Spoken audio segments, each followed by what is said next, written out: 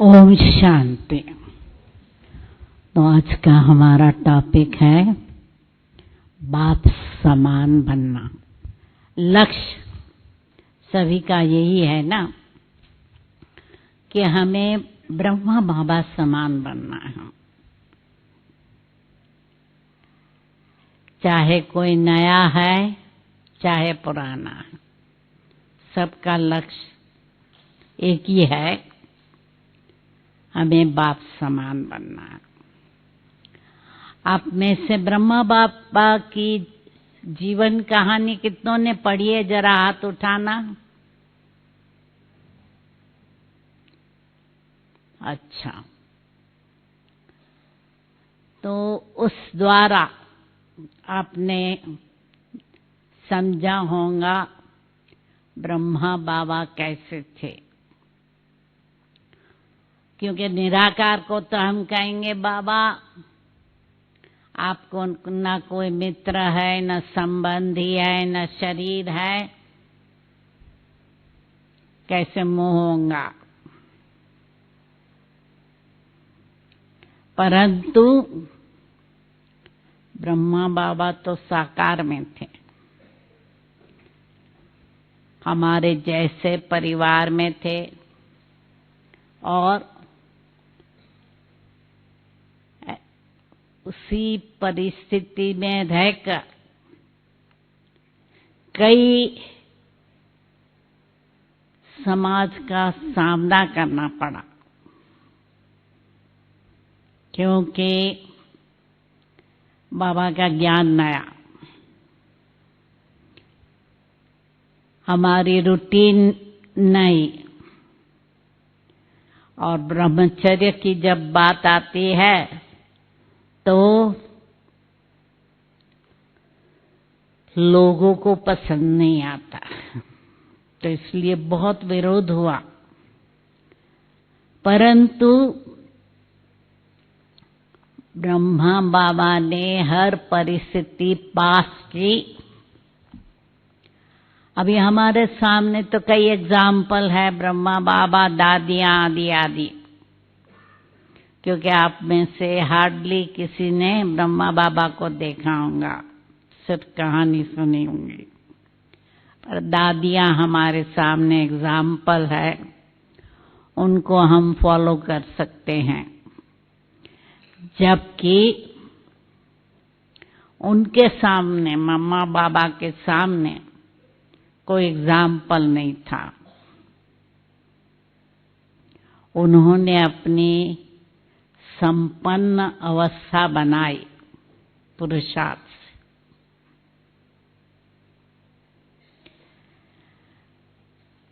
तो संपन्नता की निशानी क्या? सदैव हर्षित मुख। और हर्षित मुख कौन रह सकता है? जो संतुष्ट है स्वयं से, परिवार से, ड्रामा से और बाप दादा से। क्या है, कई भगवान से भी संतुष्ट नहीं है ना, भगवान को कंप्लेन करते हैं ना, भगवान हमको ये क्यों किया, हमारा बच्चा क्यों ले लिया। तो भगवान से भी संतुष्ट। कभी लोभ लालच नहीं, धन वैभव, खाने पीने या घूमने की इच्छा नहीं। सूक्ष्म रूप है इच्छा, लोभ का सूक्ष्म रूप है इच्छा, या अच्छा लगता है। लवफुल, बाबा की सबके प्रति इतना प्यार था, जो भी मिलते थे समझते थे बाबा मुझे जितना प्यार करते हैं शायद किसी को नहीं करते होंगे। तो चाहे कोई भी होता था, सबसे प्यार। निस्वार्थ प्यार। सबको बच्चे बच्चे कहकर बुलाते थे, चाहे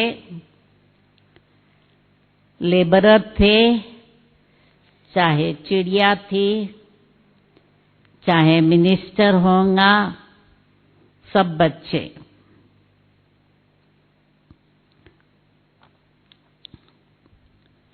तो बेहद की दृष्टि और वृत्ति थी।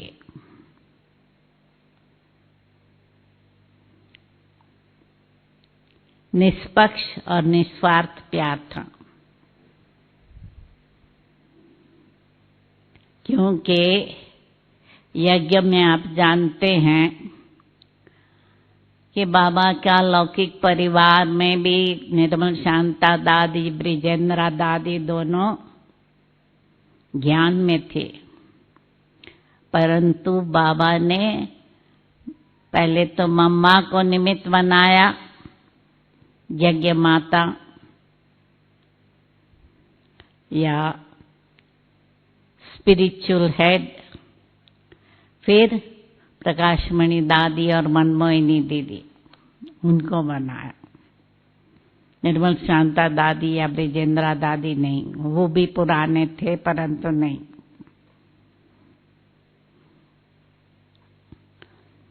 और बाबा का स्लोगन है, गाली देने वाले को गले लगाओ, निंदा करने वाला हमारा मित्र, तो उनसे भी प्यार, गाली देने वाले से भी प्यार।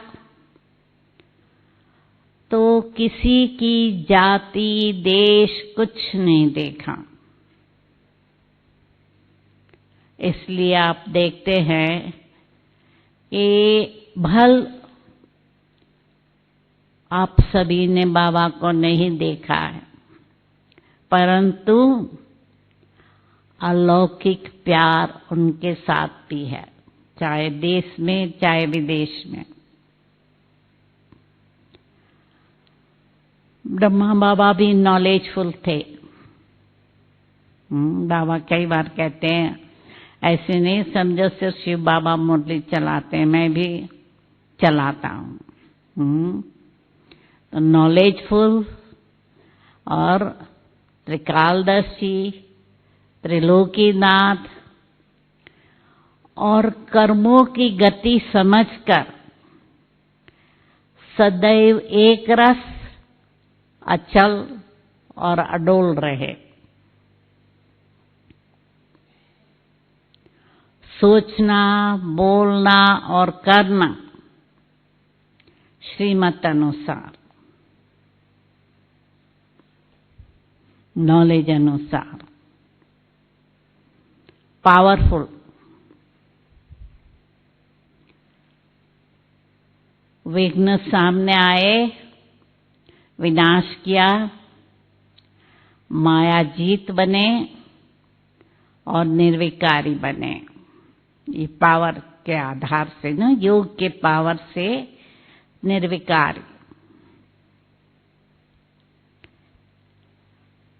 दृष्टि वृत्ति संपूर्ण पवित्र, कभी आकर्षित नहीं हो, और सटल रूप है काम विकार का प्रभावित होना, वो भी नहीं होते थे, और नाम रूप का प्यार नहीं।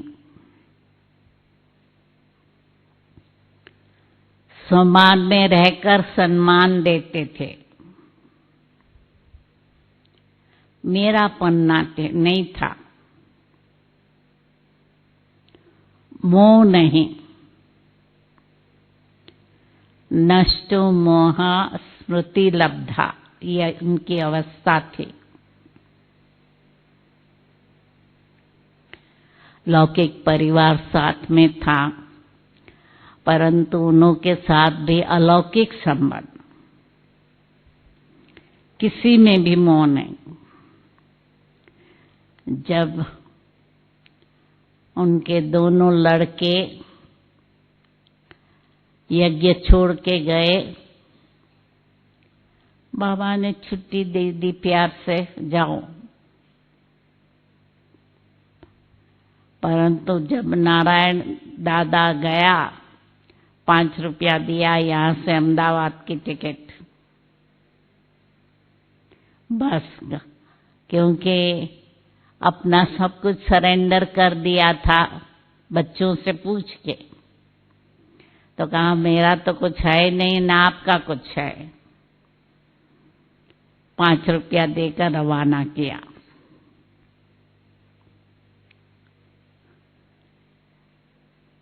आत्म अभिमानी, देभान का नाम निशान नहीं, तो इसलिए अंतर्मुखी थे, कोई चिंता नहीं थी। आपने स्टोरी सुनी होंगी ना कि यज्ञ में बैगरी पार्ट में एक दिन ना आटा था ना पैसा था, परंतु बाबा को चिंता नहीं थी। भंडारी ने आकर कहा बाबा पैसा नहीं, आटा नहीं। बाबा का पोस्ट आए तब तक रुको, और पोस्ट में पैसा आ गया, गेहूं खरीदा, आटा बनाया और टाइम पर रोटी मिल गई। कभी किसी का डर नहीं था, बेफिक्र बादशाह।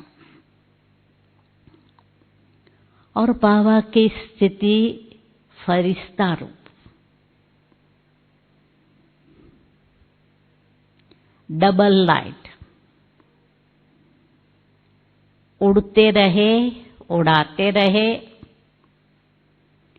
और फरिश्ता की विशेषता है वो गाइड, मैसेंजर होते हैं।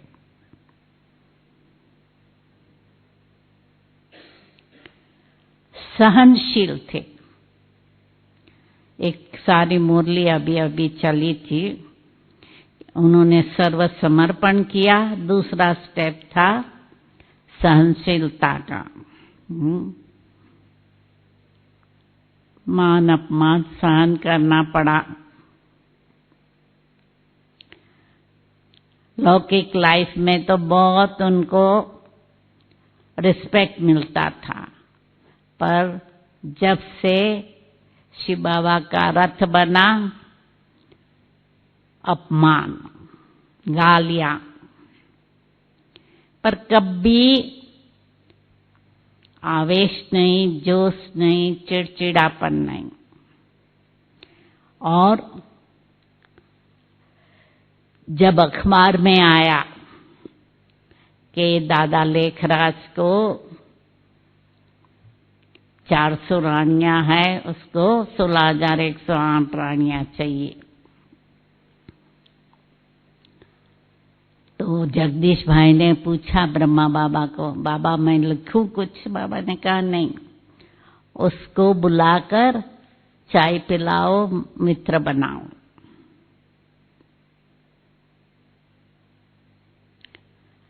और सदैव उमंग उल्लास, सर्विस के लिए प्रेरणा देते रहे मुरली में। कभी नहीं कहा कि मैं थक गया हूं। 93 की आयु में शरीर छोड़ा, परंतु उस समय भी सवेरे 4 बजे से रात को 10 बजे तक एक्टिव रहते थे। कभी कभी लच्छू दादी देखती थी कि बाबा थोड़े थक गए हैं ना, तो पूछती थी कि अभी मिलने वाले को रुकाए? नहीं नहीं, एक संतरे की फाड़ लाओ, वो चूस कर फ्रेश हो जाते थे। और जीवन में बैलेंस था, क्योंकि आप सभी मेजॉरिटी गृहस्थी है, तो ये देखना है कि जीवन में बैलेंस रहे। एक तरफ न्यारा, दूसरे तरफ प्यारा।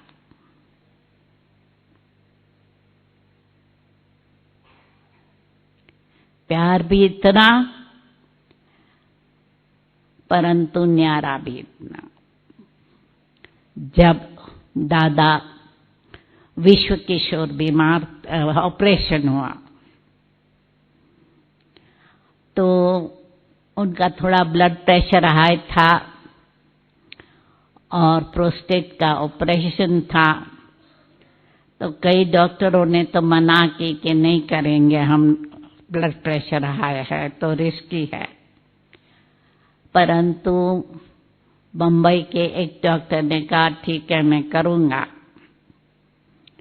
तो तीसरे चौथे दिन बाबा ने उनको सकाश दी, करंट दिया, परंतु भाव ने शरीर छोड़ा। जब शरीर छोड़ा तो बंबई से फोन किया दादियों ने कि शरीर छोड़ा। स्नान करते थे, अपना स्नान चालू रखा, 1 मिनट भी बंद नहीं किया कि क्या, क्यों, कैसे। फिर पूछा उनके अर्थी को माउंट आबू ले आवे, कहा अभी आत्मा तो चली गई, शरीर को लाने की क्या दरकार, नहीं लाने दिया। तो इतना निर्मोही प्यार भी था, रात को उनको करंट भी देते थे, पर शरीर छोड़ा। उनका संदेश भी रोज भेजते थे, 13 दिन भोग लगता था, रोज संदेश आता था मधुबन में। तो मनोहर दादी पढ़ती थी, तो मनोहर दादी ने पूछा बाबा को, बाबा क्लास में सुनावे? बाबा कहे नहीं, शिव बाबा को याद करने बगैर बिजाए वो भाव को याद करेंगे, संदेश नहीं सुनाना। दूसरा बैलेंस था नम्रता और नशा का। जैसे मुरली में रोज बच्चों को नमस्ते करते हैं, याद, प्यार और नमस्ते, परंतु अन्य गुरुओं की तरह वो रिस्पेक्ट नहीं मांगते थे। जब भी बम्बई आते थे या जहां भी जाते थे, स्टेशन पर भीड़ न हो, गुप्त हूं, गुप्त रहूंगा। फूल हार तोड़ा नहीं, हम देवता नहीं बने हैं, फूल हार तोड़ा देवताओं को सौंपता है। तो इतने नम्र थे, पर नशा भी था। न मुरली में कहते हैं ना, मैं बाबा का अनन्य बच्चा हूं, कल जाकर मैं कृष्ण बनूंगा। जब ड्रेस भी पहनते थे, कल मैं जाकर कृष्ण की ड्रेस पहनूंगा। नशा। तो एक तरफ बालक भी थे, दूसरी तरफ मालिक भी थे।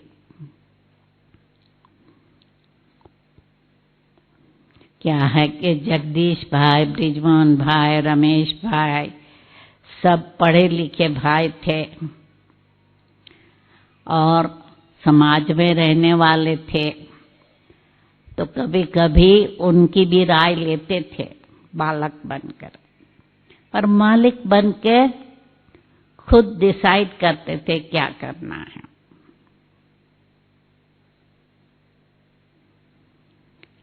तो एक तरफ इकोनॉमिकल थे,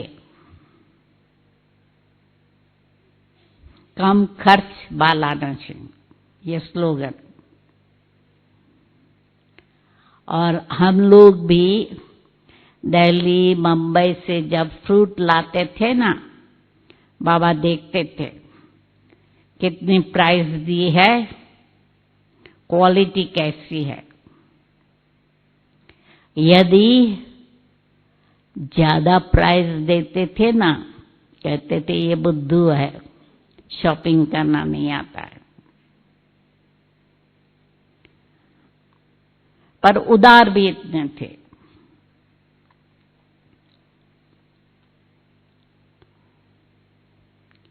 क्योंकि जैसे अभी भी रिवाज है ना, जो भी यज्ञ में आता है उनको गिफ्ट मिलती है, चाहे गरीब है, चाहे शाहूकार, चाहे कोई भंडारे में पैसा डालता है नहीं डालता है, सौगात चरण मिलेंगे।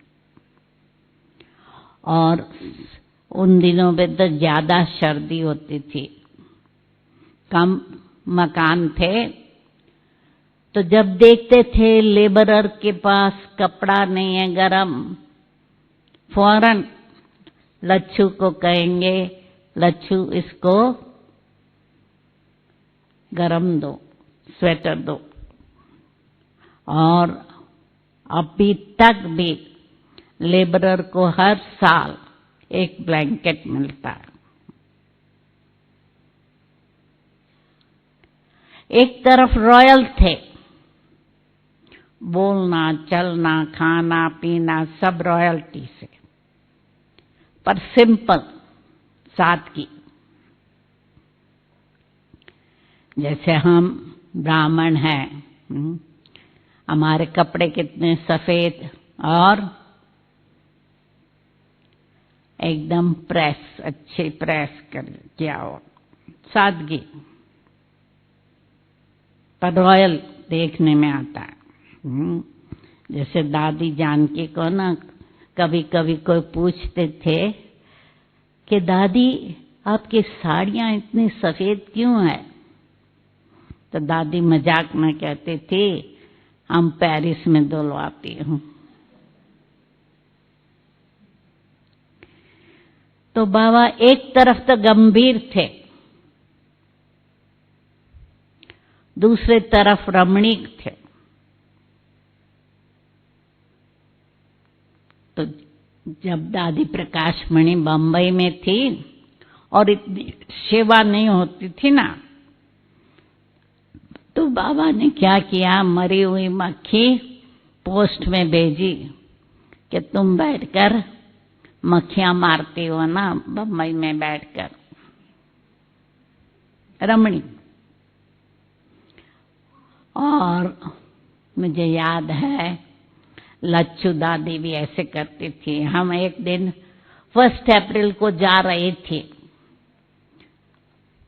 मधुबन से हम जा रहे थे, तो लच्छू दादी दौड़ती दौड़ती आई कि बाबा ने गरम गरम पकौड़े भेजे और पकौड़े के अंदर रुई बाहर से बेसन, अंदर रुई।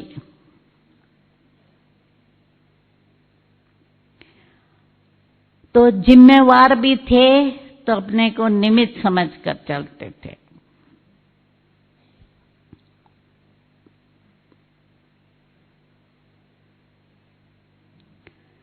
निमित्त होने के कारण कोई फिक्र नहीं रहती थी ना। शिव बाबा कराने वाला वो है।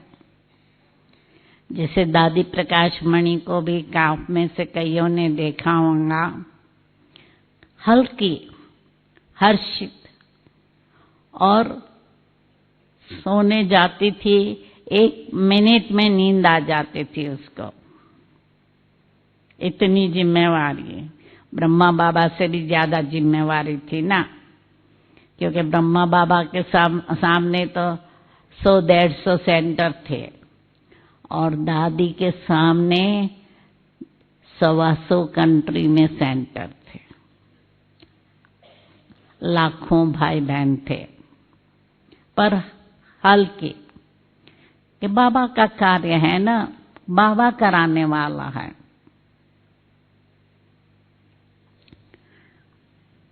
तो एक तरफ केयरफ्री, तो दूसरे तरफ केयरफुल, बेफिक्र, और फिर भी संभल संभल के, क्योंकि टाइम, मनी, एनर्जी सब बहुत वैल्यूएबल है, संकल्प, समय वैल्यूएबल है, तो हमें संभल संभल के यूज करना है, व्यर्थ नहीं गंवाना है।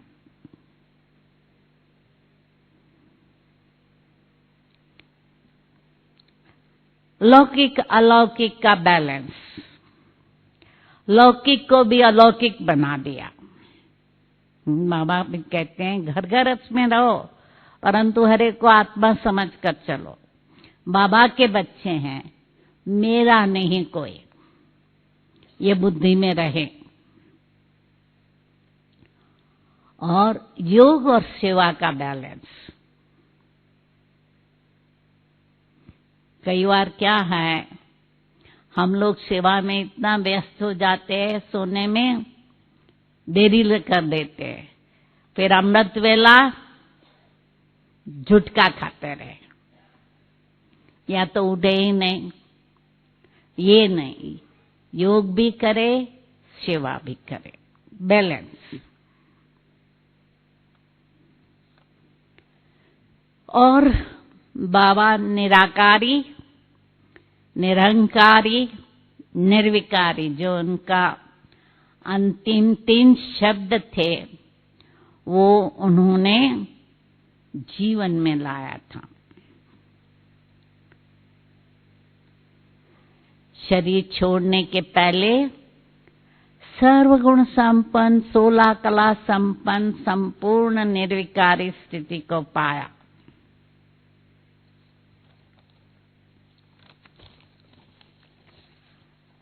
तो इसके लिए हमें क्या पुरुषार्थ करना है? लक्ष्य रहे, घर जाना है। ये दीदी का स्लोगन है, अब घर जाना है।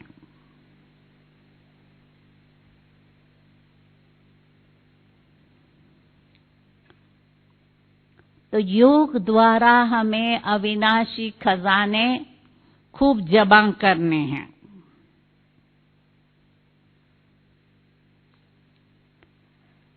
लक्ष्य सदा सामने हो कि हमें बाप समान बनना है। ऐसे नहीं कि हम तो गृहस्थी है ना, हम तो नए हैं ना, ऐसे करके अपने को चला नहीं लेना है।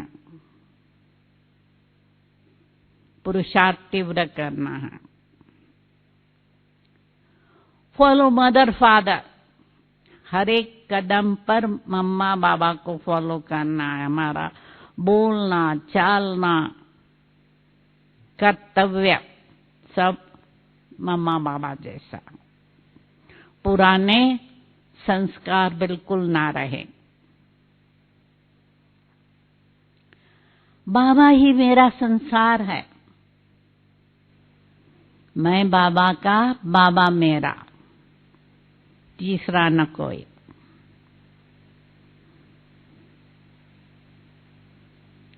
और सबसे बड़ी बात है, आत्म अभिमानी रहना है।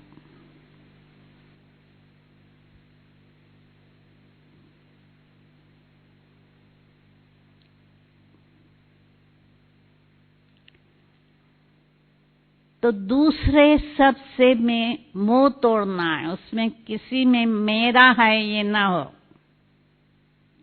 या मैंपन का ईगो ना हो।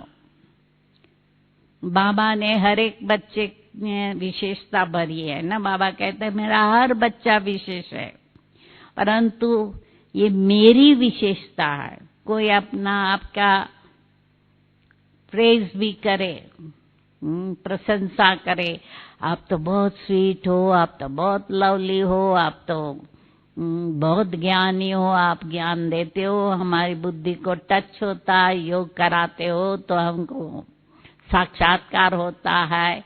यदि कोई महिमा करे, स्वीकार नहीं करना। या मदबुद्धि में भी ना हो कि मैं बहुत नॉलेजफुल हूँ, योगी हूँ, पावरफुल हूँ, नहीं। तो मैंपन ना हो, मेरापन ना हो, बेहद की वैराग्य वृत्ति हो।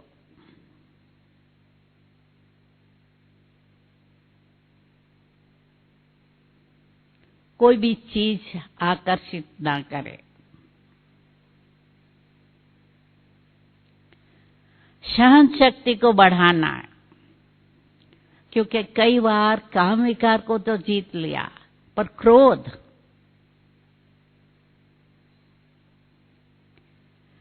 मन में आता है, शब्दों में आता है, एक्शन में आता है, ये ना हो।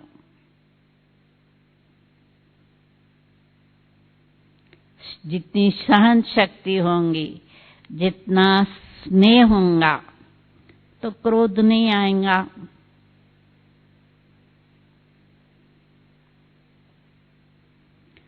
और ये स्लोगन याद रखो, जो करना है अब करो, अब नहीं तो कभी नहीं। एक सेकंड, एक संकल्प भी गवाना नहीं है। और पास्ट को पास्ट, फुल स्टॉप। ऐसे नहीं समझो बाबा के बन गए माना सब ठीक हो जाएगा, नहीं, समस्या आएंगे। पाठ पढ़ाने, घबराना नहीं है।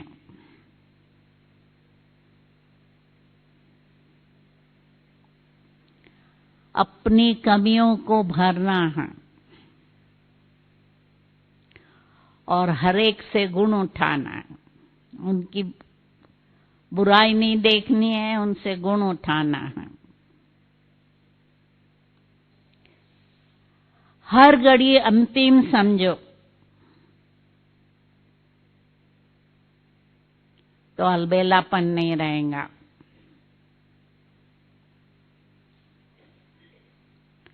हमें यहाँ स्वराज्य अधिकारी बनना है। अपनी कर्मेंद्रियों पर पूरा कंट्रोल हो, मन, बुद्धि, संस्कार और कर्मेंद्रिय। क्योंकि माया आती कहाँ से है? और कहते हैं आंखें सबसे जास्ती धोखा देती है, फिर कान पर चिंतन में मजा आती है, औरों की बातें सुनने में, जर्म में नहीं। अपना चार्ट रखो।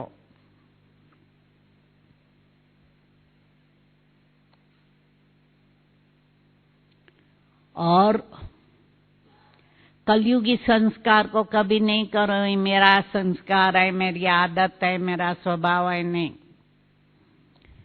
हमारे आदि अनादि संस्कार, उसको याद रखो कि वो शुद्ध, पावन और श्रेष्ठ थे।